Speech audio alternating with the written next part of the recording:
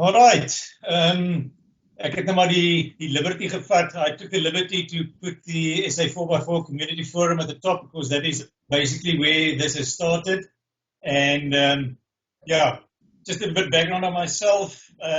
What I'm going to talk about today is my experience using MapSource and BaseCamp and Google Earth and GPSs since around 2005.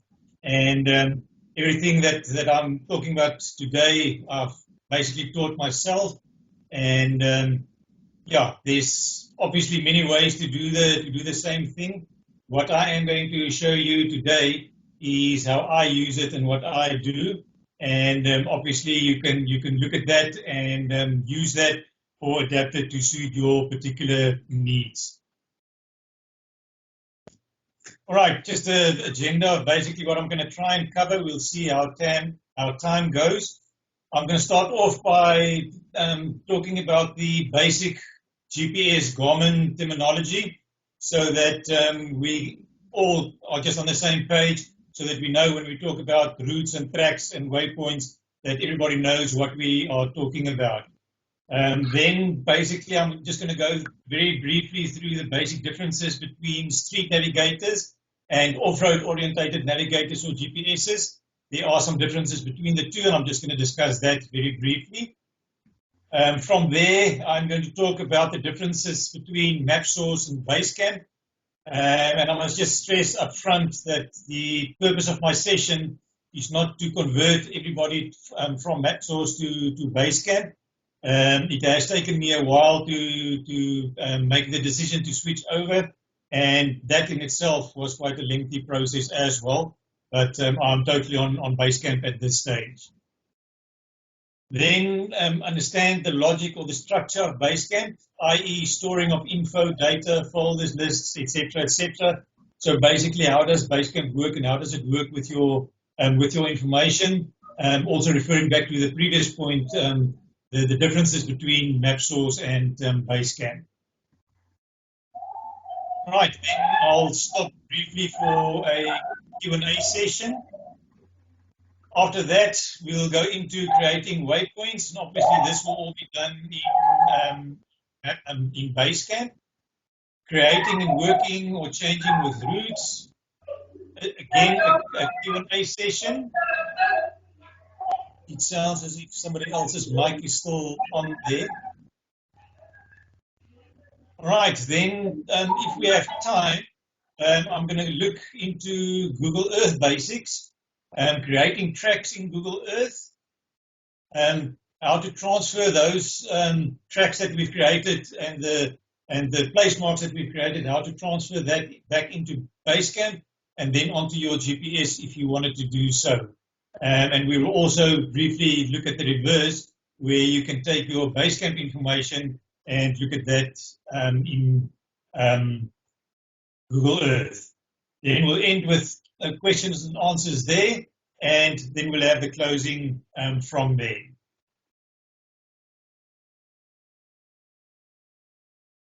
All right. Basic GPS Garmin terminology. I see there's somebody waiting in the lobby. Let me just see if I can access them here.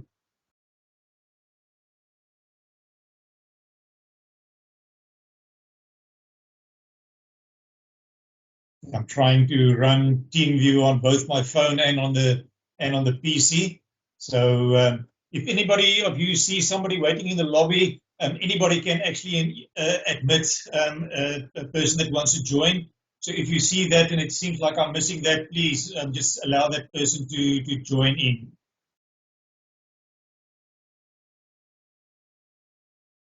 Okay.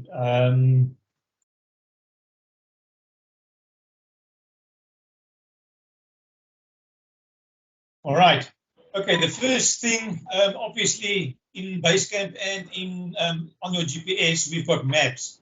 And I've got a little extract here showing that on my version of BaseCamp, I've got Tracks for Africa 2017 version. There's the standard global map. And then I've got the two latest versions of City Navigator. and it seems as if when you upgrade to a later version, it actually still keeps the old version in there. And I have found a way to delete the old versions, but I'm not going to go into that at this stage. So obviously, when we want to do our planning in BaseCamp, we need a map, and we need to decide whether we're going to use the Tracks for Africa maps or the City Navigator map. The advantage in BaseCamp is that you can only have one selected. Obviously, on your GPS, you can have both selected at the same time, and that can cause its own headaches because now it's finding it difficult to know which map it should use. So make sure on your GPS that you've only got one map set selected. All right, from there we talk about zoom levels or the scale.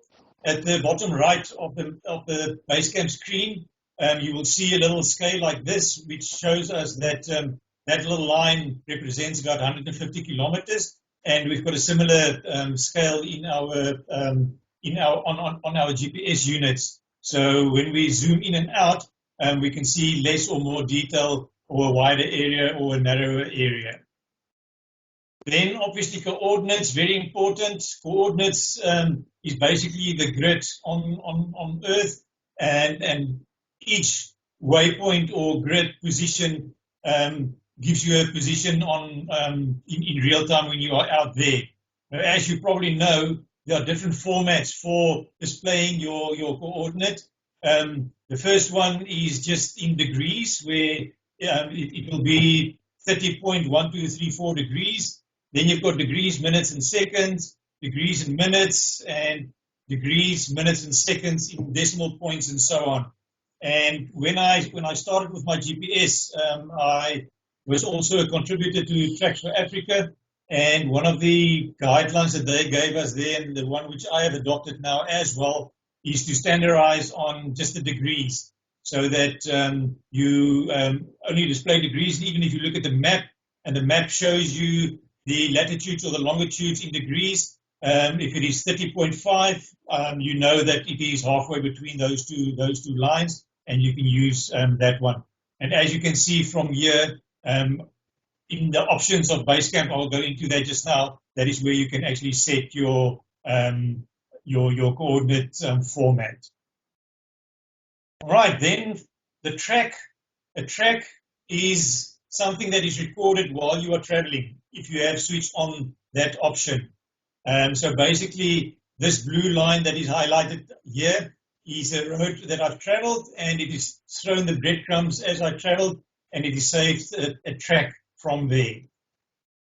Then these magenta lines is routes. So a route is something that I actually planned beforehand on BaseCamp or on my GPS, and then I travel following that specific route. So after traveling a route, that will actually result in a track. Right, waypoints. Waypoints is specific points that I create on the map. That will once I've transferred it to my GPS unit, it will actually show up on my GPS, or it will show here in BaseCamp, and I can use those waypoints to create my routes and to decide where I want to travel and how I want to travel. Then a via point. I can choose to travel from waypoint A to waypoint B, but there are different roads that can be followed to do that. And what I will do then is I will create a via point, which will force the GPS to go via a certain point. So it's not a permanent waypoint as such. It's just a temporary marker that I put in my route to allow the route to follow the road that I want to follow. Right, then points of interest. With each map that you load, there's a lot of points of interest that are loaded with it, and depending on your detail level that you set in your settings, you will see icons like these, and all of these icons will be points of interest. And when you do a search in either BaseCamp or on your GPS unit, you can search for fuel stops or shops or whatever the case is, and it will take you to that particular point. What one can do, although I'll get into that detail just now, you can actually take these points of interest and convert them to waypoints so that you can use that in your when you create your routes. All right, now we get to the basic differences between street navigators and off-road navigators. Now I'm going to start off by just going to the internet quickly, because that's the easiest to show you. You'll see I've opened up the Garmin website here, and from here I can go to different models. So I'll first go to automotive and then cars.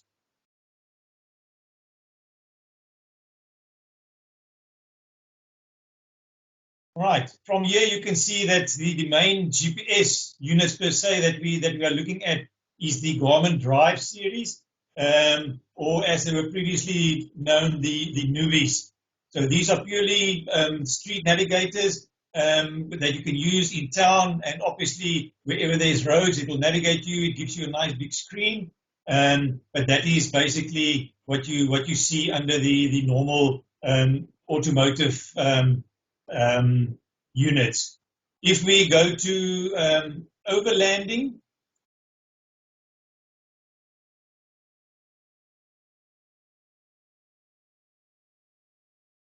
you will see here that we will look at the overlander, and immediately you can see military standard, dust rating, very tough units, or whatever the case is. So basically, your overlanding units and your off-roading units are more robust. They 9 out of 10 times they are weatherproof, so you can actually take them outside in the rain and in the dust and in the wind, or when you travel with your windows open, they can take the hammering quite a lot.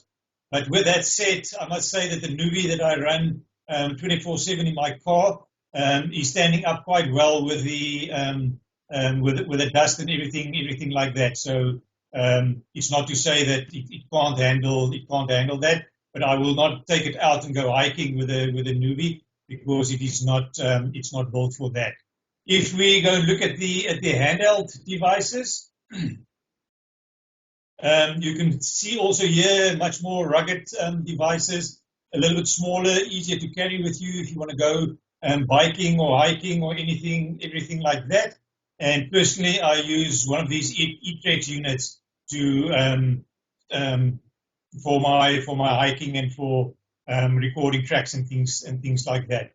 All right. So basically, the main difference will be that the off-road units are more rugged and more weatherproof. The other big difference between them is track management. Now, on your street navigators, you can actually switch it on so that it will actually draw you a blue line of where you were traveling to draw your track. You can actually download that track back onto your computer. But I know on my Nuvi, I don't know if it's changed on the newer models. It only saves a certain number of tracks, and I still have not figured out how they determine that, because it's not the number of tracks, it's not the length of track, but somehow at one point it starts deleting your old tracks. So with the Street Navigator, you cannot leave it on for a year, and when the storage gets full, that's when it will stop recording your tracks. Where on the off-road units, there it will actually save until your memory gets full. And on my e-Trex, for example, I've set it so that it saves a track log per day. So I have a daily track log. You can have it run continuously. The problem with that is that if for some reason something goes wrong with the saving of the file, you lose all your information, where now if something goes wrong, I only lose 1 day's information. The other very important thing on the difference between the street navigators and the off-road orientated ones is the lock on road. Now, I must just see if I can get this up quickly for you so that I can show you. Let me just, I should have opened this one just now. My apology. Now, where did I say that one? All right, and to show you what I mean is that on my Nuvi, here outside between Hermanus and Stanford, there's some roadworks. and they've created a deviation that you travel.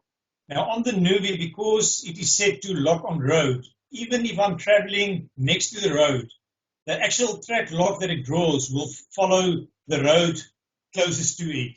And you will see here that at some point, as I get further away, it realized that now I'm not on the road anymore, and then all of a sudden it will make a jump until I get back to the road. So that is in going that way. Coming back,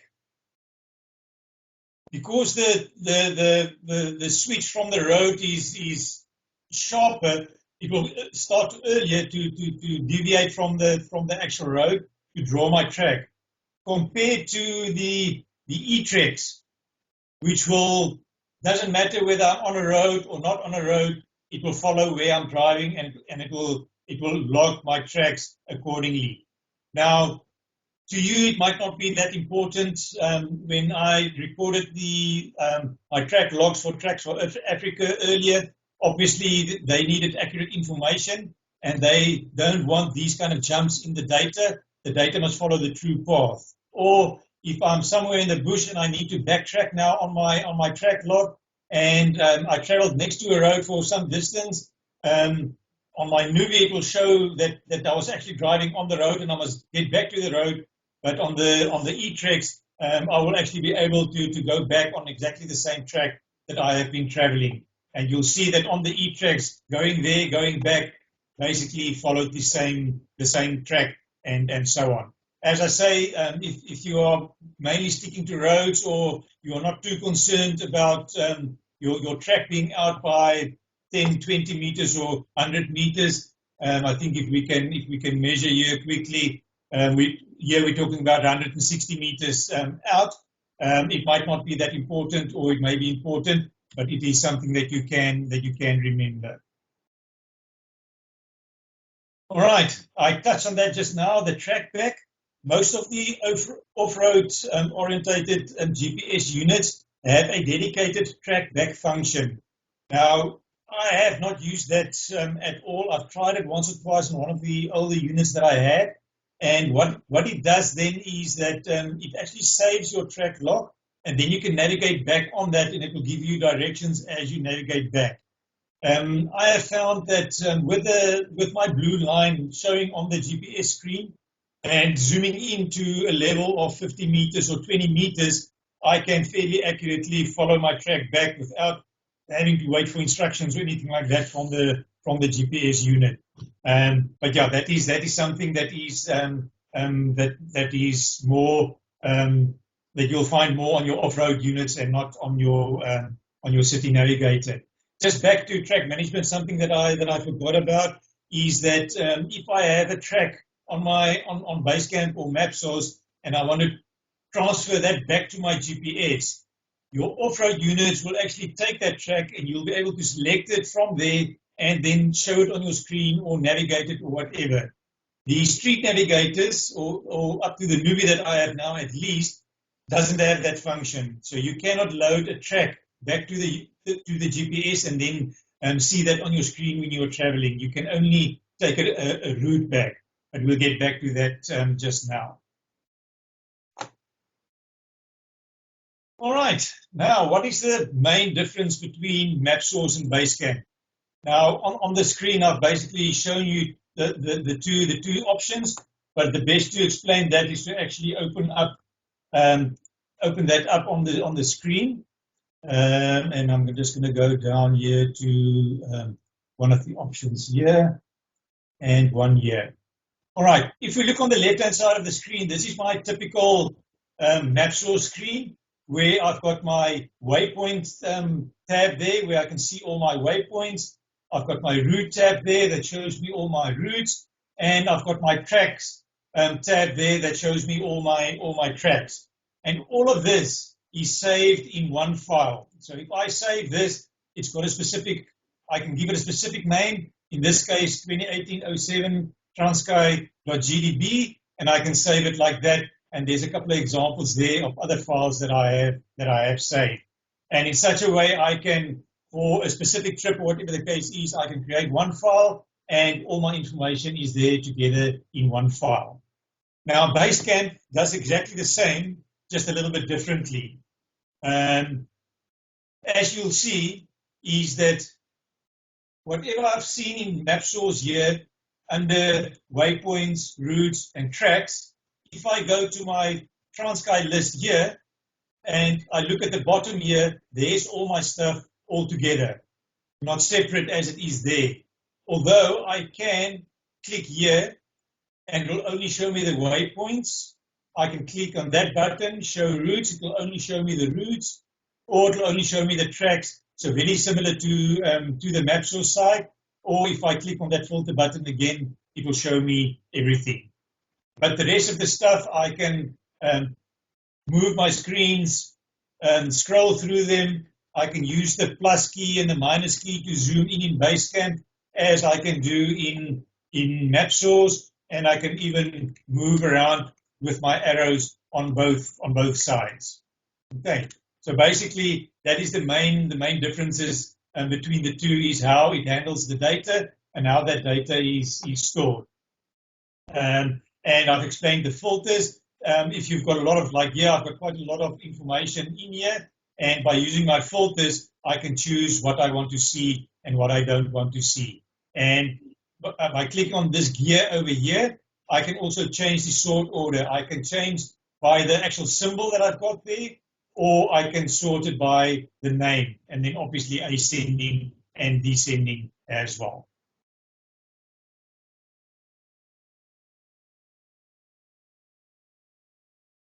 All right, now to go into a bit more detail of the logic and the structure of BaseCamp, i.e. the storing of info, the data, the folders, lists, etc., etc.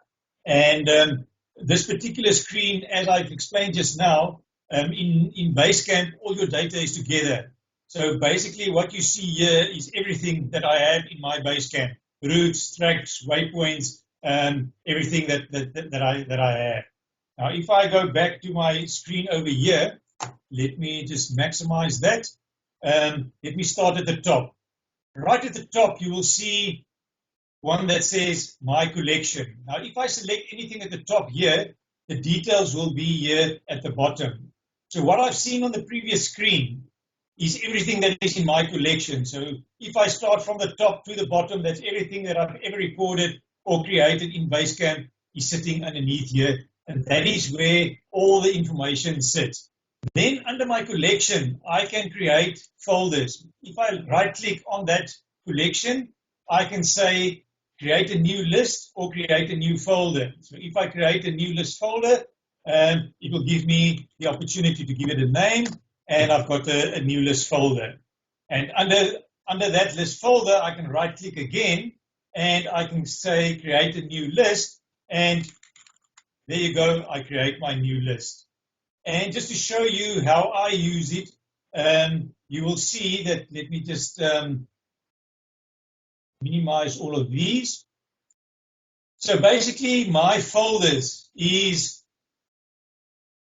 either my 4x4 routes are grouped together, my training program, all the stuff there are grouped together, my projects for work are grouped together, and I've got all my holidays are grouped together. So I've got a folder for holiday, and here's all the trips that I have planned in this collection of BaseCamp.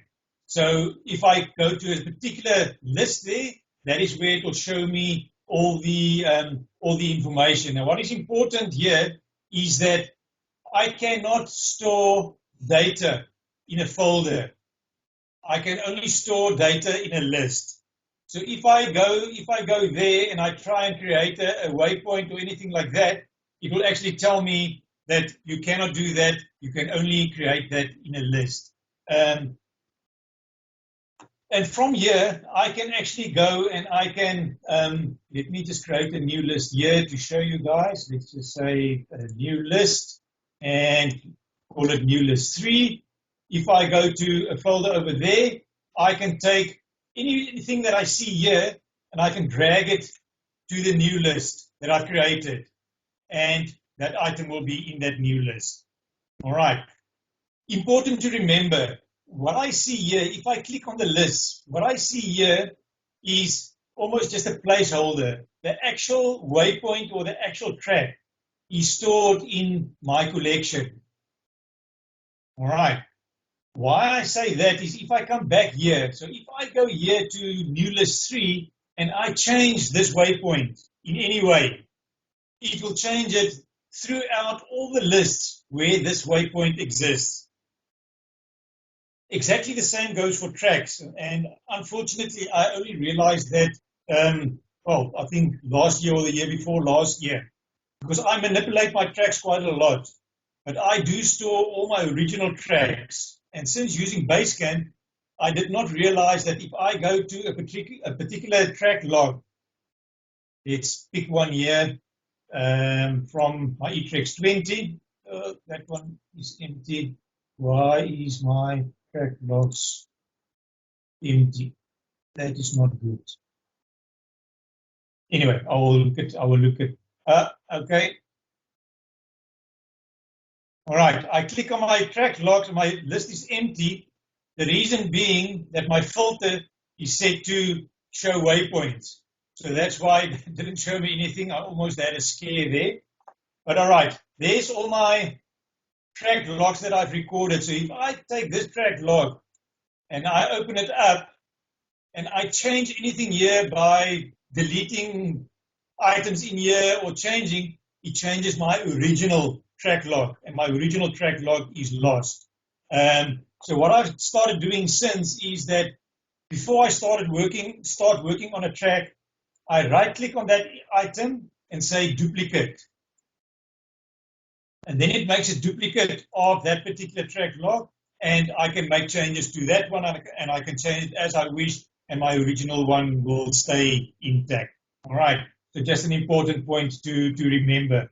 And as I said, anything in my list down here, I can just drag up into my various lists at the top.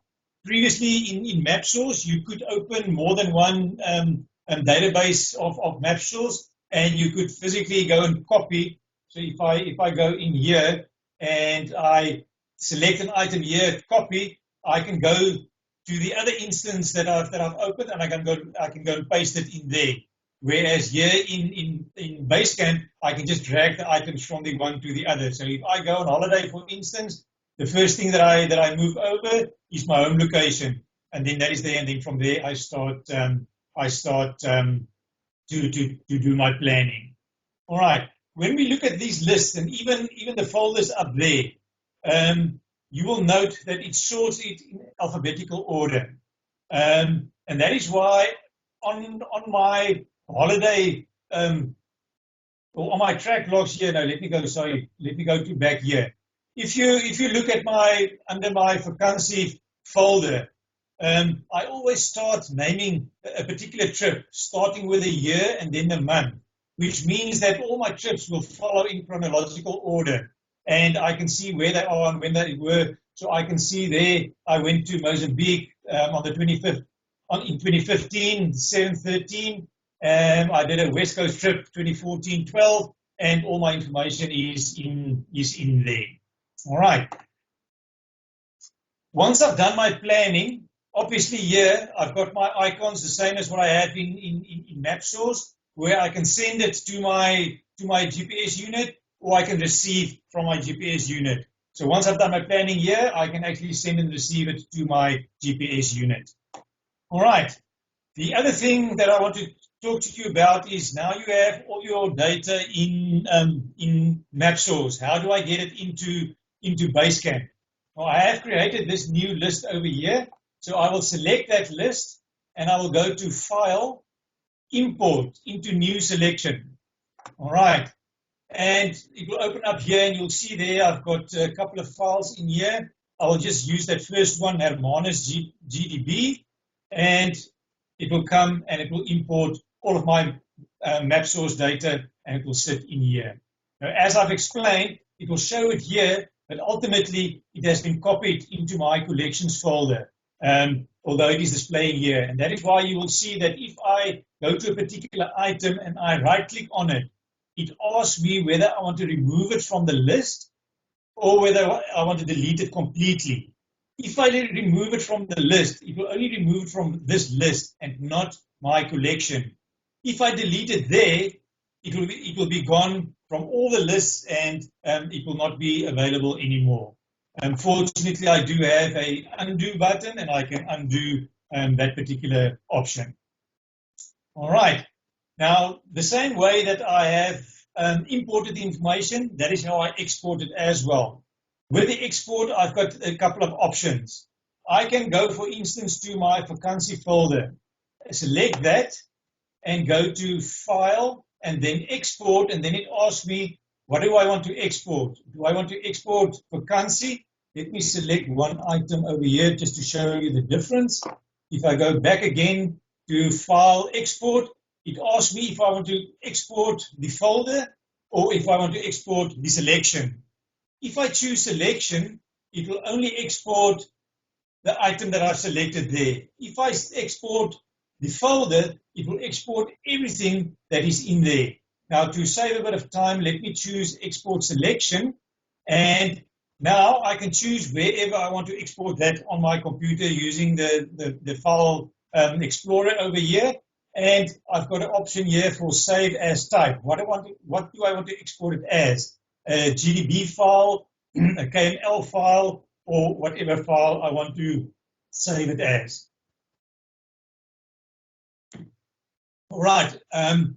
We will get back to importing into Google Earth, but for just to mention it now, you can actually import a GDB or a GPX file directly into Google Earth. You don't have to save it as a KML, but I just for just to make it easier, I choose KML and I save it as that particular point. All right.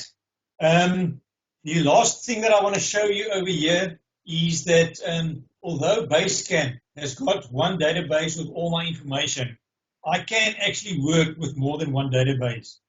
Now, I haven't done it here, but on a previous database, I have actually split all my personal information and my work information into separate databases. Now, to do that is I go to my options. And under the General tab, you'll see here database options. Now, at the moment, I've got default selected in there.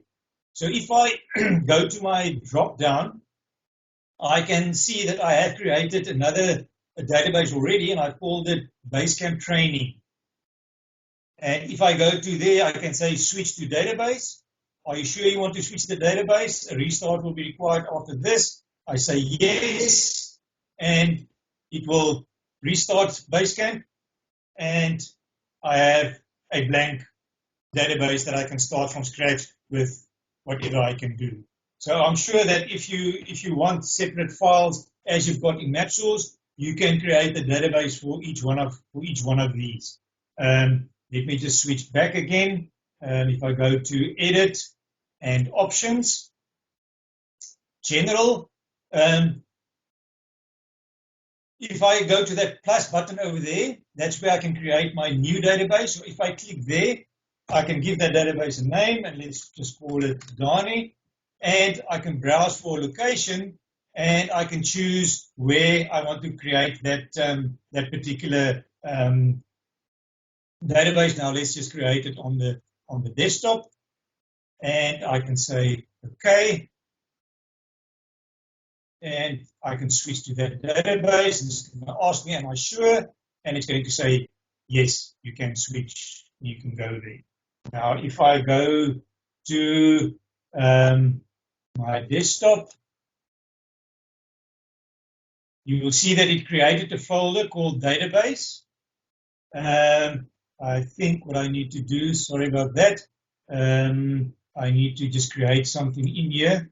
Let's say a new list, and let's just create a waypoint quickly like that. All right. Now if I go to my file explorer,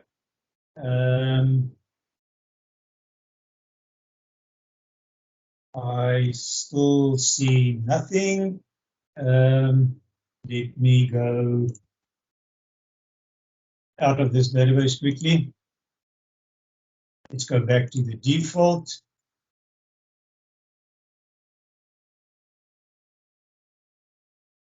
Okay, let's see if it works now.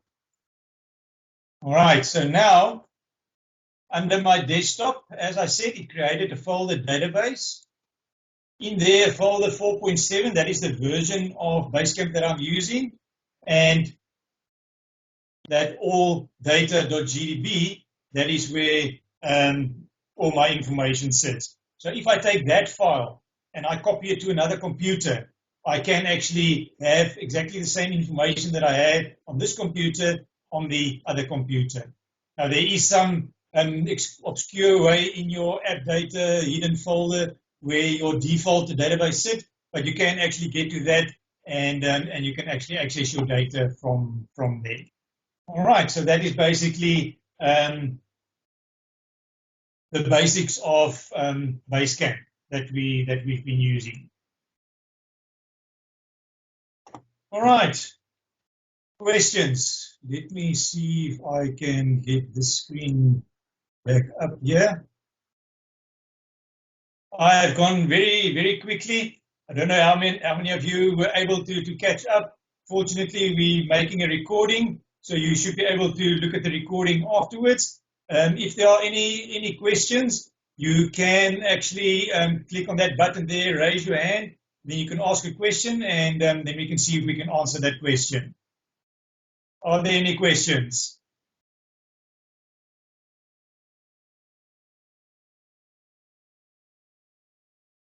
All right, I don't see any hands here. Am I going too fast? Am I screaming in your ears? Fortunately, you've got a volume control there that you can turn down if necessary. But everybody on the same page.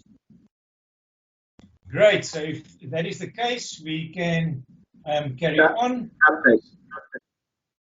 Sorry, we've got a question there from Nigel. Yes, Nigel. Hi there. Yes, you are going a bit fast, but then again, maybe it's because I'm a bit old.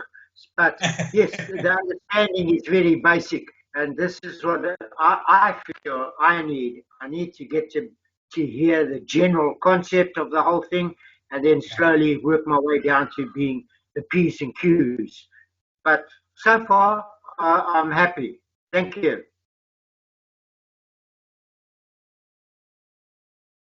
Great, Nigel. You can put your hand down if you're done. Are there any other questions? Yes, obviously I have gone through it very quickly, and if we had a session in a training room and everybody had their own computer, I think it would have been a bit easier for you to actually do the same things as I'm doing on screen. But yes, as I say, just start playing around with it. Look at the video that we're going to post afterwards, and so on. When we get into the creating of the tracks, I will try and go a little bit slower. Also, I'm not sure how fast the update of the screen is, because that can cause a bit of a delay as well. So I'll try and go a bit slower when we get to that point. All right, everybody happy?